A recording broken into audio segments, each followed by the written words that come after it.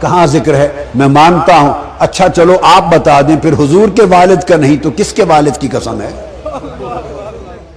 کس کے والد کی قسم کھائی جا رہی ہے؟ اللہ لوگوں کے والدوں کی قسم کھاتا پھرتا ہے؟ وہ تو اپنے اس شہر کی کعبے کی وجہ سے قسم نہیں کھاتا، اس نے کہا شہر مکہ کی قسم میں نے کعبے کی وجہ سے نہیں کھائی، میرا گھر ہے، مصطفیٰ کے گھر کی وجہ سے کھائی ہے، یہاں میرا گھر بھی ہے۔ کعبہ کس کا گھر ہے؟ بولو نا، کعبہ کس کا گھر ہے؟ فرمایا حبیب اس مکہ شہر میں 2 گھر ہیں، حرم میں آؤ تو میرا گھر ہے، سارا جہان میرے گھر کے طواف کے لیے آتا ہے، سین کعبہ سے نکل کے سوق اللیل میں آمنہ کی گلی میں چلے جاؤ تو وہاں تیرا گھر ہے۔ تو میرے حبیب میں نے مکہ کی قسم کھائی ہے، گھر میرا بھی یہی تھا پر اپنے گھر کی وجہ سے نہیں، وَأَنْتَ حِلٌّ بِهَٰذَا الْبَلَدِ، تیرا گھر اس شہر میں ہے، تیرے گھر کی وجہ سے قسم کھائی ہے۔ تو شہر کی قسم تو کھا رہا ہے مصطفیٰ کے گھر سے، تو والد کی کس کی قسم کھا رہا ہے؟ اب میری بات سمجھے، اللہ کا اپنا والد تو ہے نہیں، لم یلد ولم یولد، نہ اس کا والد ہے نہ اس کا ولد ہے، نہ باپ نہ بیٹا۔ تو میں نے ایک مہمہ پردہ کر دیا، اگر کوئی انکار کرے تو اسی سے پوچھ لو، پھر بتا دو کس کے والد کی قسم ہے۔ سنیں، اگر قسم ہوتی سیدنا ابراہیم علیہ السلام کی صرف انہی کے لیے، اگر ان کی قسم انہی کی خاطر ہوتی تو سیدھا نام لے لیا جاتا، قسم ہے ابراہیم کی، قسم ہے موسیٰ کی، قسم ہے اسماعیل کی، قسم ہے آدم کی۔ اگر ان کی قسم ان کی وجہ سے ہوتی تو ان کا نام لیتے، ان کا والد کیوں کہا جاتا؟ اور والد کوئی ہوتا کیوں کر ہے؟ اگر کسی کا بیٹا ہی نہ ہو تو کوئی اس کو والد کہتا ہے؟ والد کون بناتا ہے؟ ماں باپ کی طرف سے بیٹا بنا، بیوی کی نسبت سے شوہر بنا، بہنوں کی نسبت سے بھائی کہلایا، پھوپھیوں پھوپھروں کی نسبت سے بھتیجا کہلایا، خالاؤں کی نسبت سے بھانجا کہلایا، تو باپ کہلایا۔ والد وہ کس نے بنایا اسے؟ وہ بیٹے نے بنایا۔ بیٹا ہوا تو والد ہوا، ولد ہوا تو والد ہوا۔ تو وہ جو قسم کھا رہا ہے کسی نبی کا نام لے کر نہیں، فرماتا ہے ووالدن، اور قسم ہے کسی والد کی۔ کون سا والد؟ تو بھئی ہم تو عمر بھر سوچ بیٹھے، ہمیں تو سوائے والد مصطفیٰ کے کوئی اور نظر نہیں آیا۔ مراد ابراہیم علیہ السلام ہی کیوں نہ ہوں بے شک، مگر وہ والد ہیں مصطفیٰ کے صلی اللہ علیہ وآلہ وسلم۔ اور اس میں ایک اشارہ بھی ہے، جب ابراہیم علیہ السلام نے کعبہ تعمیر کر لیا تو جو دیواریں اونچی ہونے لگی تو ایک پتھر اٹھا کے لے آئے، اس پتھر پہ کھڑے ہو گئے تو ساتھ ساتھ پتھر بھی اونچا ہوتا جاتا۔ سیدنا ابراہیم علیہ السلام پتھر پہ کھڑے ہو گئے، اسماعیل علیہ السلام ساتھ سامان تعمیر کا مہیا کرتے رہے، کعبہ تعمیر ہو گیا۔ جب تعمیر ہو گیا تو کعبے پر کھڑے تھے، آپ کے جو قدم تھے تو پتھر کا سینہ پگھل گیا اور آپ کے دونوں قدم اس کے سینے پر ثبت ہو گئے، نقش ہو گئے دونوں قدم۔ اب اسی پتھر پہ کھڑے تھے، کعبہ کی تعمیر مکمل کر لی تھی، تو عرض کیا ربنا تقبل منا انک انت السمیع العلیم اذ یرفع ابراہیم القواعد من البیت و اسماعیل۔ جب آپ دونوں نے مل کر دیواریں کھڑی کر لی کعبے کی اور تعمیر مکمل ہو گئی تو عرض کرنے لگے باری تعالی ہماری محنت مزدوری قبول فرما، اور کچھ نہیں مانگتے، بس ایک ہی اجرت مانگتے ہیں، اس مزدوری میں وہ عطا کر دے۔ اللہ پاک نے پتھر پہ کھڑے دعا کر رہے ہیں، فرمایا ابراہیم کیا مانگتے ہو؟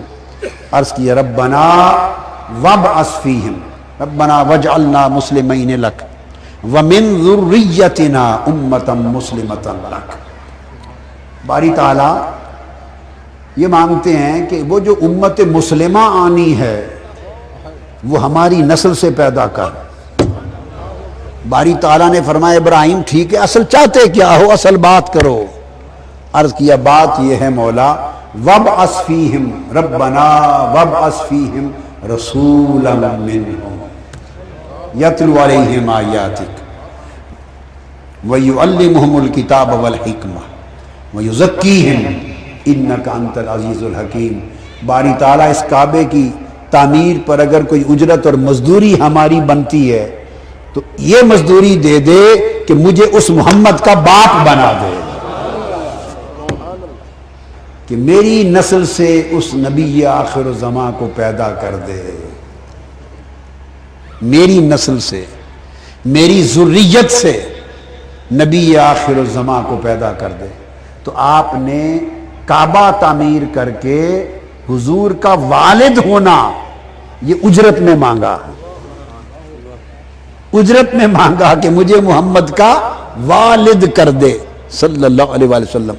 تو دوستو مجھے تو یہ لگتا ہے، کسی کی سمجھ میں بات آئی ہو یا نہ آئی ہو، کسی نے اس نقطے کو دو نقطوں کو جوڑ کر لکھا ہو یا نہ لکھا ہو، مگر میرے فہم و ادراک میں اور میری معرفت میں نقش ہے کہ یہ جو عرض کیا تھا باری تعالیٰ تیرے کعبے کی مزدوری کی اگر کوئی اجرت بنتی ہے تو یہ دے کہ مجھے محمد کا والد کر دے، میری نسل میں محمد پیدا کر دے صلی اللہ علیہ وسلم۔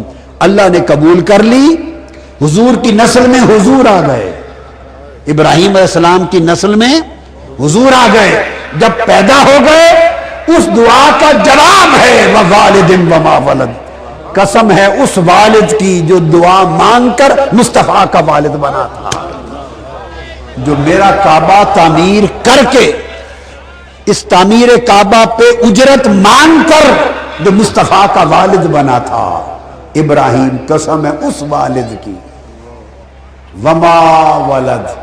دوسری قسم تو پھر فرمایا کہ والد کی قسم تو ولد کی وجہ سے ہی ہے نا، ولد کہتے ہیں جس کا میلاد ہوا، تو ما ولد جس کا میلاد ہوا، تو فرمایا اس والد کی قسم جس نے مزدوری میں والد ہونا مانگا، اور اس محمد کی قسم جس کا میلاد ہوا اور اس نے ابراہیم کو والد بنا دیا۔ تو حضور کے میلاد کی قسم کھائی، شہر میلاد کی قسم کھائی، حضور کی نسبت سے والد کی قسم کھائی۔ تو آپ نے دیکھا آقا علیہ السلام کے میلاد کا تذکرہ اللہ رب العزت نے کتنے حسین پیرائے میں کیا ہے۔ اور پھر جو خاص بات ہے وہ یہ کہ وہ قدموں کے نشان کبھی نہ مٹے۔ پیغمبر کا معجزہ ہوتا ہے جس پتھر پہ پیغمبر قدم رکھتا ہے وہ پگھل جاتا ہے۔ ابراہیم علیہ السلام اس پوری سرزمین پہ ہر وقت چلتے، وہ تو ساری زمین پتھریلی تھی، ساری زندگی میں ایک ہی پتھر پہ قدم رکھے تھے اور کسی پتھر پہ قدم نہیں رکھے تھے؟ بولیے، چلتے پھرتے ہزاروں لاکھوں۔ ابراہیم علیہ السلام بھائی عراق سے چلے تو پتھروں پہ قدم رکھنے لگے، دمشق آ کے رہے پتھروں پہ قدم رکھتے رہے، حلب میں گئے پتھروں پہ قدم رکھتے رہے، القدس فلسطین میں رہے پتھروں پہ قدم رکھتے رہے، یہ شام کی سرزمین میں رہے پتھروں پہ قدم رکھتے رہے، وہاں سے چل کے اس وادی مکہ پہنچے، حضرت حاجرہ اسماعیل کو چھوڑا تو پتھروں پر ہی چلتے رہے اور آتے جاتے رہے پتھروں پہ قدم رکھتے رہے، پتھر اٹھاتے رہے چلتے رہے، ہزاروں لاکھوں پتھروں پہ قدم رکھے تھے مگر کسی پتھر پہ قدموں کے نشان باقی نہ رہے۔ اور ہر پتھر پگھلتا ہوگا یا نہیں؟ پیغمبر کا معجزہ ہے، جہاں قدم رکھتے پگھل جاتا۔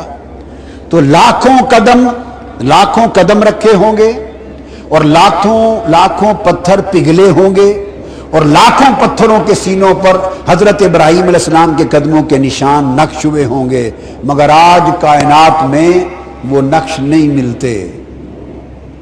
ایک پتھر پہ قدموں کا نقش محفوظ ہے، باقی نقش مٹ گئے، پتھر گم گئے، نقش مٹ گئے، بلا دیے گئے۔ ایک نقش کعبے کے سینے میں کھڑا ہے۔